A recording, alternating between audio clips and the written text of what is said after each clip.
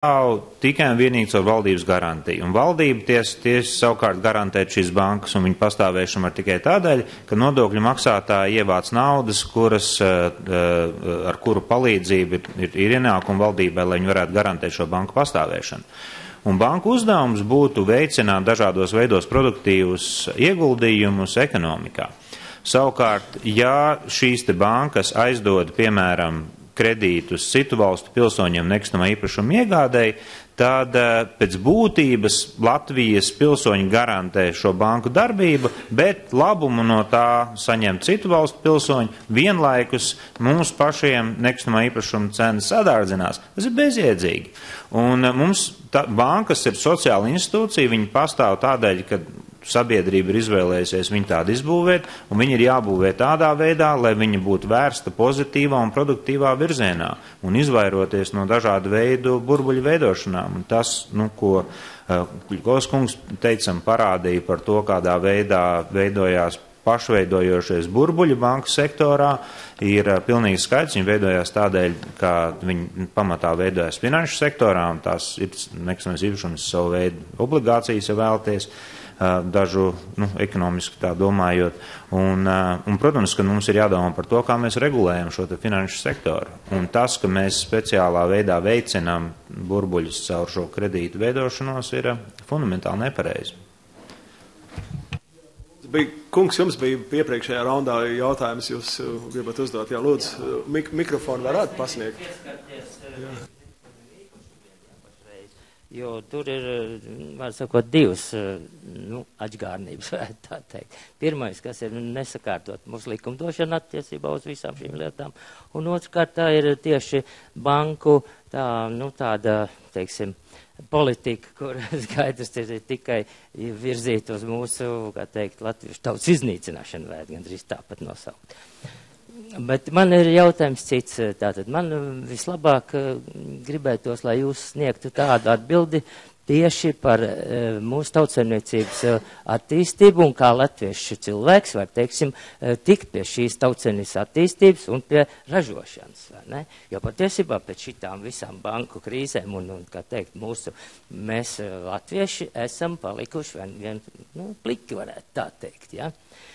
Un, teiksim, ar kaut gan mūsu dabas bagātības ir, vai ne, tie paši meži, purvi, ūdeņi, un, teiksim, citas lietas, kas ir katrā ziņā pats vērtīgākais un kas ir mums pieejams, vai ne? Tātad jābūt tautsaimniecības politikai, kas attīst tīri tās lietas, kas ir mums Latvijā pieejams, kuras ir samērā lētas vai arī jau gatavas, jā, tikai jāprot viņas izmantot. Bet šī gadījumā mēs vienkārši nevaram atrast to modeli, kā tikt pie tās saimniekošanas klāt.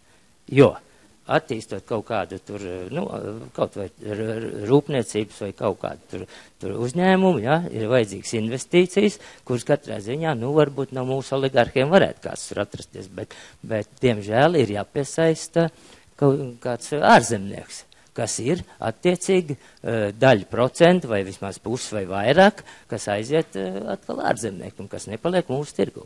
Tā tad ir jābūt tautsaimniecības programmai tādai, kas attīsta mūsu pašu cilvēku ražošanas iespējas, vai ne? Man liekas, jūs sapratāt tēmu un tā tālāk, tad... Paldies, es došu vārdu Jānim Mošs, lai viņam patīk, viņš arī māk šo pastāstīt par valsts lomu biznesa atbalstīšanā, bet mēs gribētu noturēt tomēr mūsu debati tādā šaurākā lokā uz nākošiem jautājumiem, tad būs vārds Kārlim jau. Pēc tam pēc Jāņa atbildes.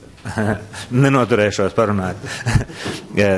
Vācijas modelis ir sekmīgs dēļ divām iezīmēm. Pirmkārt, visāda veida nekustamā īpašuma cēnu pieauguma bremzēšana, caur ko nekustamais īpašums Vācijā bieži maksā mazāk nekā Latvijā, un otrkārt, caur to, ka viņi nodrošina valsts un pašvaldību un kooperatīvo banku finansējumu priekš rūpniecības attīstības.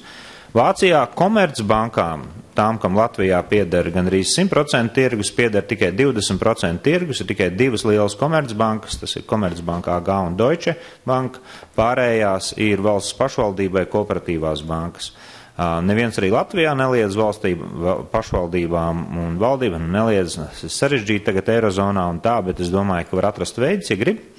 Ja ir vēlēšanās, noteikti var atrast, kā to izdarīt, un ir pašiem arī jāveido pašvaldību un valsts bankas, kas līdzīgi kā Vācijā nodrošina ekonomikas attīstību. Mēs paskatīties uz akcionāru sarakstu Volkswagenā vai daudz kur citur. Lielā mērā tās ir valsts bankas, kas gan uzņemās kā akcionāru lomu, gan arī finansē šos uzņēmumus daudz lielākā veidā. Ja mēs paskatāmies uz Vācijas uzņēmumiem un apskatāmies, kādus uzņēmumus finansē kādu tipu bankas, mēs redzam, ka Komercbankas finansē ļoti labus, kvalitīvus uzņēmumus ar ļoti labiem finanšu rādītājiem, vidēji un slikti, ar vidējiem sliktiem finanšu rādītājiem šādu uzņēmumu lielākoties tiek finansēti no pašvaldību un valsts bankām. Un līdz ar to arī šāda veida uzņēmumi var pastāvēt, attīstīties un eventuāli nonākt pie labākas attīstības pakāpes. Un kad es saku labi un vidēji un slikti uzņēmumi Vācijā, tie droši vien Latvijā būtu labu finanšu stāvokļu uzņēmumi. Ne?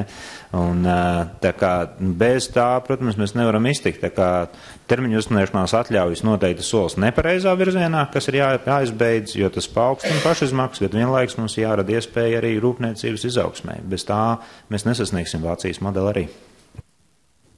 Lūdzu, kā? Paldies par izsmeļošu diskusiju. Es esmu Kārlis Būmeisters, pastāv Latvijas kultūras sfēru. Mans jautājums vairāk saistībā tieši ar jauniešiem, tā skaitā arī ar mani, un primāri varbūt jautājums Zīles kungam, ņemot vērā, ka jūs pārstāvat, esat runājis ne tikai par šo jautājumu, bet jau vairākus gadus esat runājis arī par jauno ģimeņu pirmā mājokļu uzturēšanas attīstības kaut kādām perspektīvām un iespējām. Pieņemot, ka šīs termiņu uzturēšanās atļaujas netiek izbeigtas, bet kaut kādā veidā tiek mainītas, vai jūs redzat kādu scenāriju, kur, piemēram, caur šiem investīciju fondiem vai kā savādāk sauktiem fondiem šīs termiņu uzturēšanās atļauju iegūtā nauda varētu kaut daļēji, kaut kādā veidā sekmēt vai galvot vai palīdzēt šo te jauno mājokļu jautājumu. Sevišķi ņemot vērā, ja mēs izlemjam piekrist Ošlē kunga paustajam, ka patiešām luksus māju segmentu cenu pieaugums agrāk vai vēlāk novedīs arī pie dzīvokļu vai mazāku privātu māju cenu pieaugumu, tad šajā gadījumā arī jaunās ģimenes, kas ir īpaši atbildīgas par Latvijas demogrāfiju, par ko mums nav vairs šobrīd runāt, arī tiek nostādīts tādā nepārāk patīkamā pozīcijā. Vai jūs redzat kādu iespēju, vai tas tomēr nav saistāms? Tas ir saistāms. Paldies par jautājumu. Mazs atkāpe pagātnē. Pirmo reizi Latvijā šāds pilotu projekts bija ar Pasaules bankas atbalstu 90. gadu beigās. Finanšu ministrija bija Pasaules bankas tehniskā vienība, viņi strādāja ar tajā laikā ar Hipoteku banku. Un neliela galvojuma sadaļa mērķētai grupai jaunām ģimenēm bija pamēģināts. Tad faktiski tas bija galvojums, kas tiek dots Komercbankai un aizlaists kredītā. Un katrā ziņā tā programmai bija arī ministra kabineta noteikumi, kas atlasīja šo grupu, uz kādiem nosacījumiem faktiski var šo programmu iedarbēt. Tam ir tika aizmirsts, nāca lielie buma laika hipotekārai kreditēšanā, 2004, 3. varbūt mazāk, bet 4., 5., 6., 7. gads, un tas nevienam vairs nebija vajadzīgs, kā mēs labi atceramies, un no manas, teiksim, skatījuma man jau ļoti sen šī pirmā mājokļa programma, kas nav nekāds jauns velosipēds, tā ir sen izdomāta lieta, ko lieto vairums attīstīts valsts. Un, lai dot handikapu tirgu cilvēkiem ar potenciālu lielu sociālo ietekmi uz ekonomikas attīstību un arī uz normālu ģimenes attīstību un sabiedrības attīstību valstī. Diemžēl tas iet grūti, joprojām nav. Tas, ko mēs esam panākuši, kā es te pieminēju savā ziņojumā, kā finanšu ministrijai šogad pavasarī būtu šī programma jāiedarba atbalsta finanšu institūcijas ietveros. Mēs to noteikti pastāvēsim tīri politiskā organizācija attiecībā uz deklarācijas sastādīšanu tagad valdībā. Tas, protams, attiec tikai finanšu ministrijas prezentācijā pagājušā gada rudenī par šo jautājumu bija kritērija, kurā ir atlasīt atkarībā no bērnu skaita. Šis līmenis, kā pirmā iemaksai bankā, svārstīsies no 10 līdz 20%, kas varbūt ir nepietiekami, jo es domāju, ka 25–30% būtu tas pie lielākām ģimenēm būtu tas līmenis, kas būtu jādod handikaps tirgu. Jo pretējā gadījumā šie jaunie cilvēki vispār netiek hipotekārajā tirgu. Un tas, ko Gundars Kuļikovskis rādīja ar 70 000 orientējošo cenu, jums jārēķinās bija 480 laikam mēnešu budžeta mājoklim, kas īstenībā ir vēl vairāk, ja mēs tā paskatāmies. Tātad faktiski, ko jaunais cilvēks ar maziem bērniem vai potenciāli tūlīt vēlamiem bērniem, viņš izvēlās kaut ko citu. Ja man tuvākos 10 gadus kā jaunām cilvēkam, varbūt jūs kā vecumā, nav perspektīvas uzlabot savus mājokļu apstākļus, es visdrīzākais ar pietiekamām ambīcijām meklēšu citu vietu, kur to īstenot. Tā ir cilvēka uzvedības norma.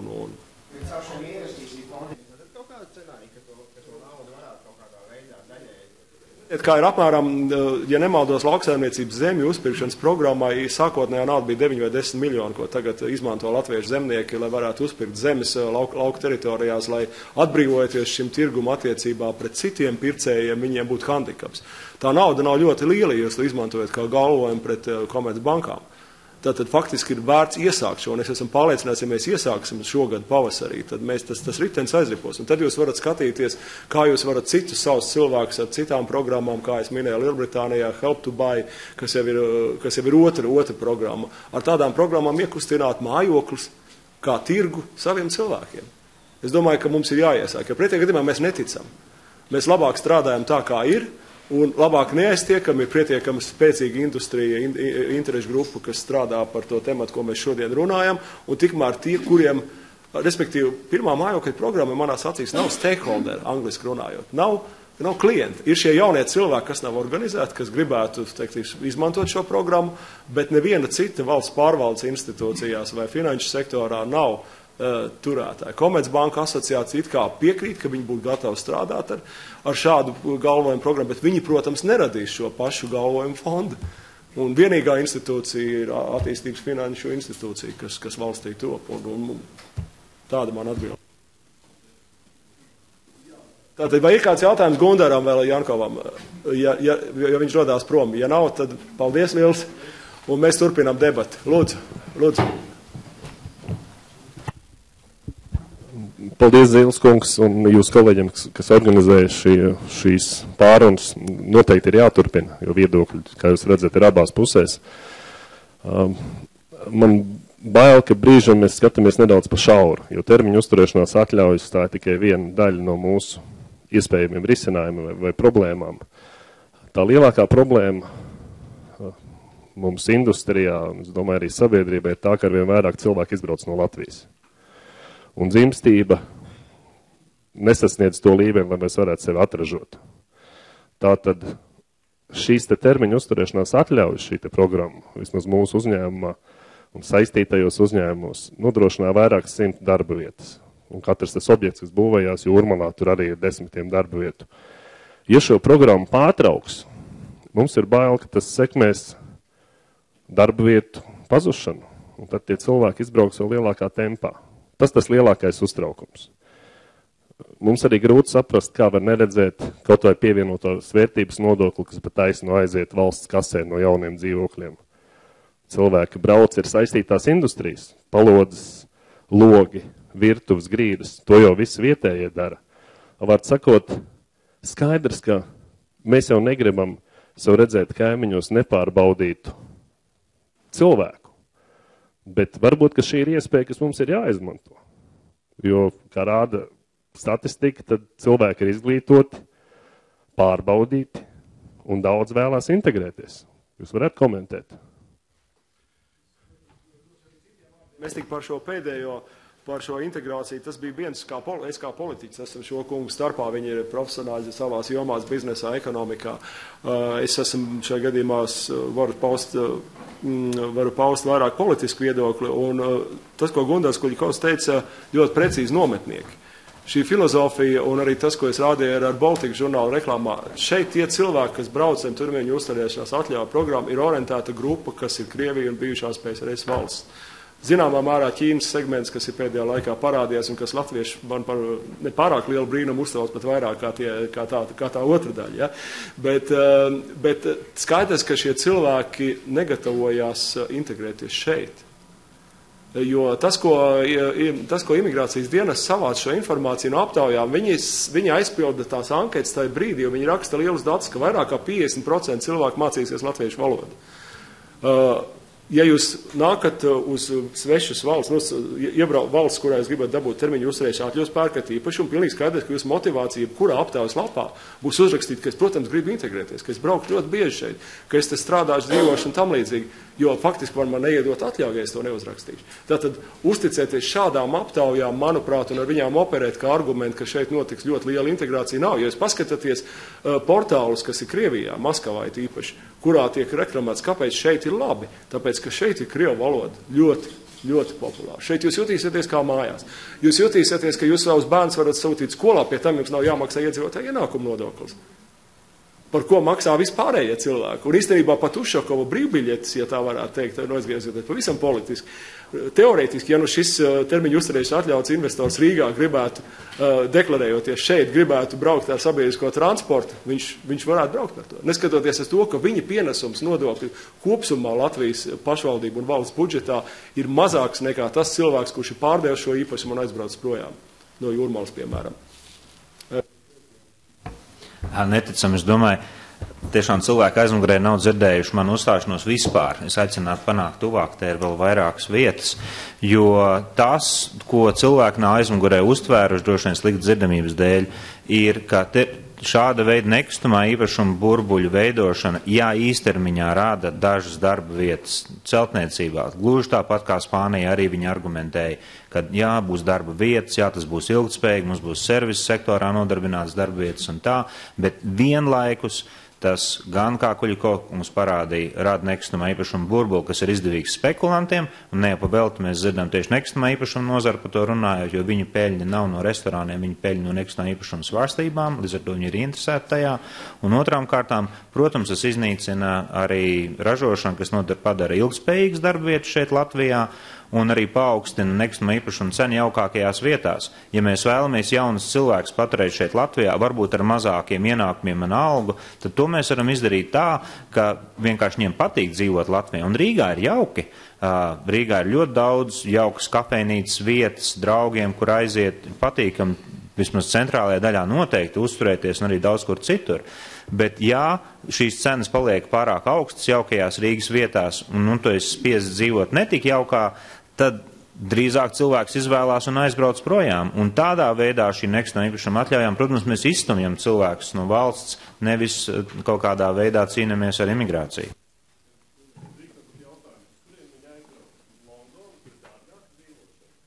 Bet lielāka ienākuma. Jo dzīvošanai vienmēr jābūt saistībām, dzīvokļu cenām ir jābūt saistībām ar iedzīvotāju ienākumu līmeni. Tas ir tas, ko fundamentāli vienmēr nepiemina nekustamā īpašuma nozara. Viņi runā tā, it kā nekustamā īpašuma cenas būtu atraucas no ienākuma līmeņa. Tas, ko Kuļikovs kungs parādīja precīzi, kas ir tie līmeņi nekustamam īpašumam, kuri ir tādi, pie kuriem ir iespējama ilgtspējīga izaugsme. Ja mēs paaugstinām nekustamā īpašuma cenas virs šī līmeņa, tad pārāk liela daļa patēriņa aiziet, lai nodrošinātu nekustamā īpašuma pirkšanas vai īrēšanu, un tādā gadījumā pārāk maza patēriņa daļa paliek vietējā patēriņā, kas bremzē kopējo ekonomiku, kas ir slikti man, kā celtniekam, kas ir slikti restorānu turētājiem, kas ir beigās slikti arī taksometru turētājiem.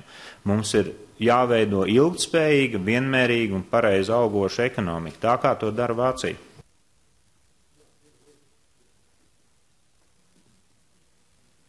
Jā, es tikai piebilstu, ka tajā cenu līmenī, kas ir, ko es norādīju, kas ir cenu līmenis, pie kuru jaunu ģimenu vai ģimeni izpērk īpašumu, ir vēl viena ļoti pozitīva lieta.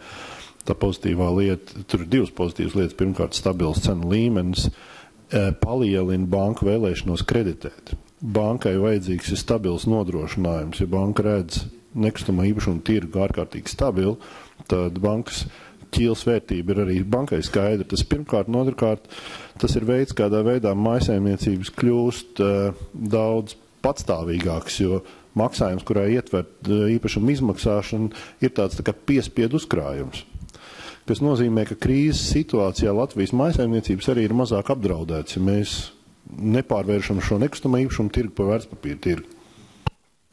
Jā, kungi, vēl kāds jautājums, lūdzu, jā. Un tad mēs arī... Rajona, kurā visvairāk ir ienākuši ķīnieši, tas respektīvi no Ozolnieku novada.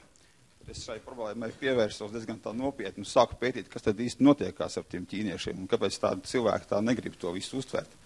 Un tā viennozīmīgi, jā. Un tad es sāku bišķi padziļināt pētīt šo jautājumu, kas notiek ap šo valsti, jā, cik es varēju savākt to informāciju, jo cik es saprotu, neviens no kāds no šiem nepārvalda ķīniešu valodu. Un tāpēc jāvadās pēc tā, ko var sadabūt, teiksim, no Krievijas ārā, kur arī šie problēma aktualizējās ar Ķīnu, piemēram, jā. Nu, un es aptāvēju ļoti daudz iedzīvotājus, kas dzīvo manā pagastā un Ozolnieku novadā. Tad nospiedošais vairākums negrib viņus redzēt, kas ir savā tūmā. Kur ir tā problēma, kur es saskatu, kāpēc taisni ar Ķīnu lielāks bažas nekā, teiksim, ar Krieviju, kas nāk iekšā ar īpašumiem. Jo pirms kādu laiku, piemēram, Jelgavā arī bija atvērties veikals Āzija. Ķīnieši ienāca iekšā ar savu tirdzniecību, tirgoja drēbes, jā, un viņi ļoti labi orientējās mūsu tajā politiskajā, varbūt ekonomiskajā un arī tajā sistēmā, kas, nu, ir cilvēku attiecībās, kas ir mūsu valstī. To, ka viņi saprot, ka šeit ir krieviski runājuši, jau latviski runājuši, ka te ir samērā liela korupcija Latvijā, un kad principā neviens nespēs kontrolēt īstenībā, ko viņi darīs šeit. Un tā arī notikās, viņi beigās aizvērs savu veikalu un nesamaksāja nodokļus Latvijas valstī. Viņi bija panākuši arī to, ka, teiksim, nevarēja noiet nes ar karti, ja tikai skaidro naudu operēja. Un kurš var garantēt, teiksim, no nekustamā īpašuma tirgotājiem, kad ienākot ķīniešiem Latvijā masveidā, pērkot īpašumus arī Ozolniekos un daudz kur citur, ka viņi nesāk dibināt savus ražotnes un pēc tam deklarēs to, ka viņiem trūkst cilvēku, kas šeit strādā, jo viņi nemaksās cilvēkiem lielas algas. Un tad būs iemesls atkal ievilkt Latvijā liels kvantums, jo viņu darba spēku iekšā. Ja viņam nebūs kam strādāt. Un kura institūcija to kontrolēs visu to, kas šeit notiek Latvijā? Cik es saprotu, iekšlietu ministrija kratās no tā vaļā, vai ne? Varbūt sabiedrība atklātība dēlni kontrolēs, cik viņi ilgi dzīvos, tie, kā viņi piedāvāja, tie kaut kādu limitu ieviest, ir 7 dienas vai 8 dienas vai 3 mēneši gadā. Kurš uzņems atbildības par to? Tas ir viss pagaidām. Starp citu vēl, ko es varu pateikt, teiksim, ja, kad arī es Krievijās tur interesējos, tur ir tāds politiskās un ekonomiskās un militārās izpētes institūts Maskavā.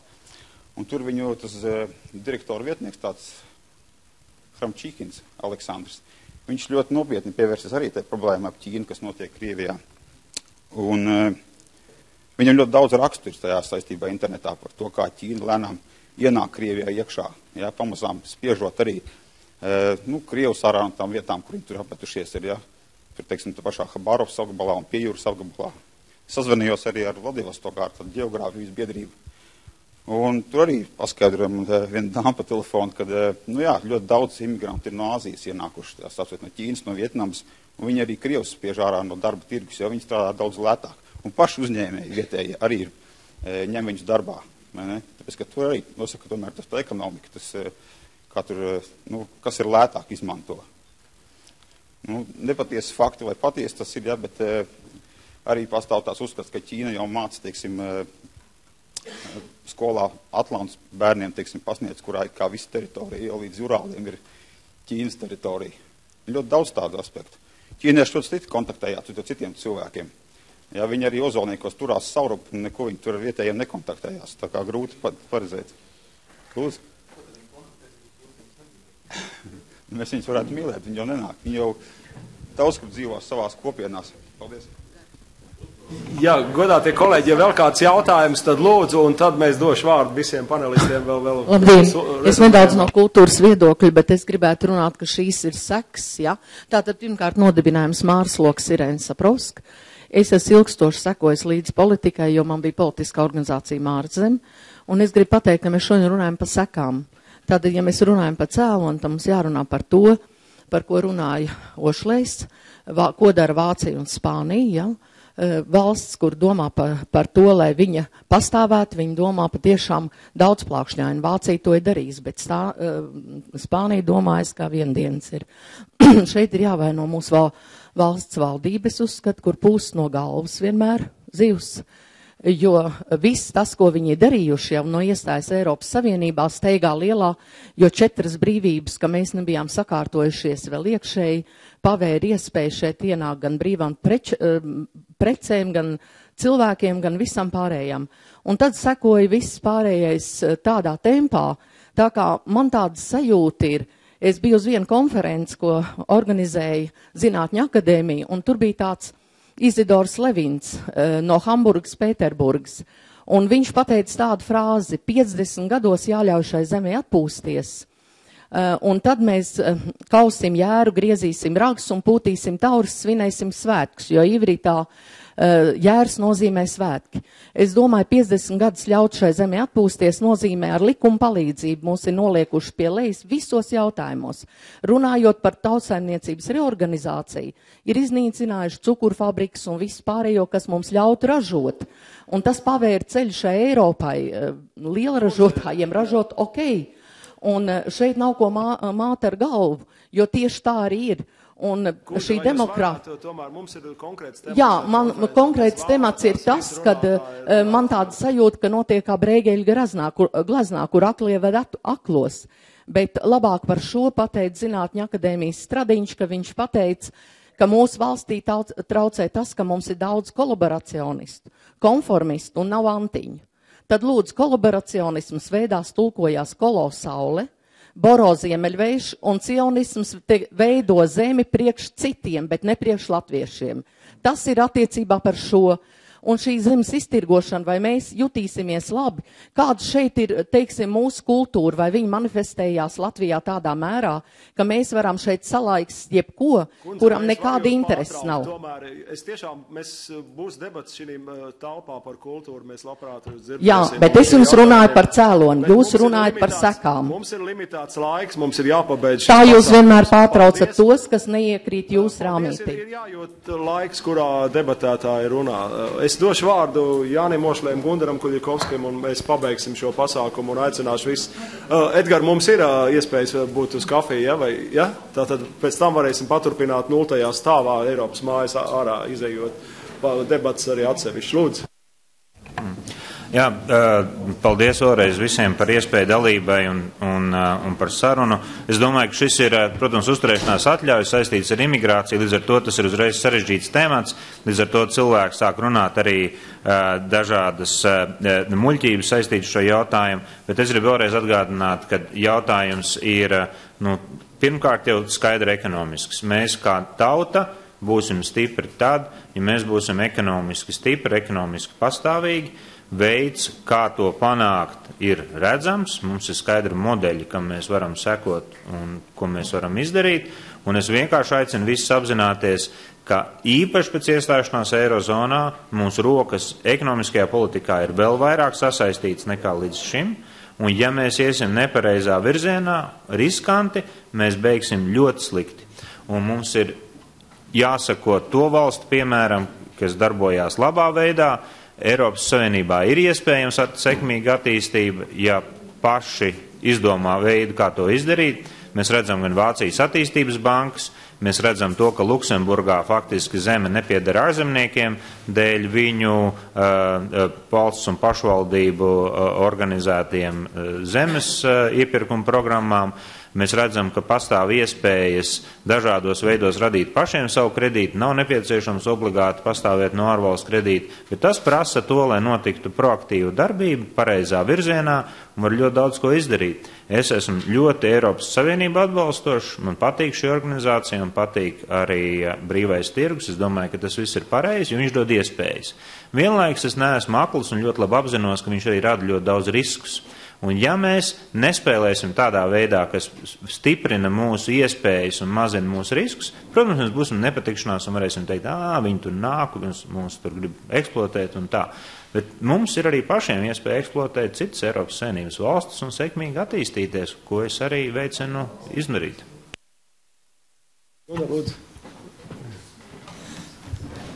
Pamatā es visu pateicu. Es droši vien papildināšu Ošlai kungu, sakot, ka ar pievienošanos eiro mums ir divpusējs darījums. No vienas puses mēs sev sasienam rokas, no otras puses pievienošanās eiro ir vēl viens veids, kādā veidā mēs piekļūstam tuvāk, atļaušos atkal teikt sociālo sabiedrisko institūciju kopēšanai no tiešām veiksmīgām Ziemeļu valstīm vai Vācijas, kur ne viss ir arī likumos, un daudzas lietas mēs esam veiksmīgi kopējuši.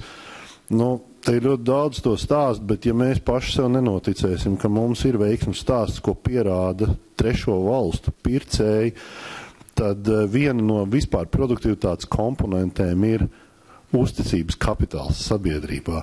Un ja mēs kaut brīdi nenoticēsim, ka arī valdība, varbūt ne visi un nevienmēr, bet cenšas darīt labi, tad šo kapitālu mēs paši savām rokām daudzam kopā savu labklājību.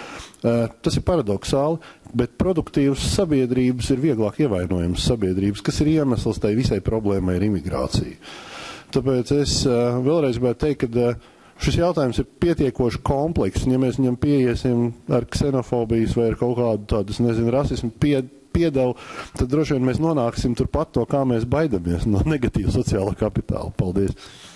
Es gribētu teikt paldies visiem panelistiem, arī auditorijai, kas bija šodien šeit klāt, un rezumējot dažas man atziņas, kas šeit ir, mēs faktiski nonācām arī pie situācijas, ka bieži vien tas, ka mēs izdodam vairāk atļauju pie zemes sliekšņa, nenozīmē, ka mēs ļoti daudz ko iegūstam. Lielbritānijā pie šī viņu sliekšņa ir apmēram nedaudz vairāk kā 400 atļauju gadā pret investīcijām šajā jomā. Mēs dodam 1000, bet attiecīgi citā segmentā. Man ļoti patīk Gundara Kuļikovska teiktais par sanitāro cirti, kas tā, kā jēdziens, ko darīt ar šo pašreizējo likumu, ja neizdodas viņu izbeigt vispār šo atļauju, kas droši vien būtu labākais risinājums izbeigt, ja ne uzreiz, otrā dienā pēc likuma pieņemšanas, bet kaut vai zināmā laikā, lai var pabeigt tos projektus, kas ir investējuši, lai neradītu milzīgi, bet vienoties par datumu. Ja to nevar, tad sanitārā cirte nozīmē kritēriju izmaiņu no šodien daudz dzirdētā.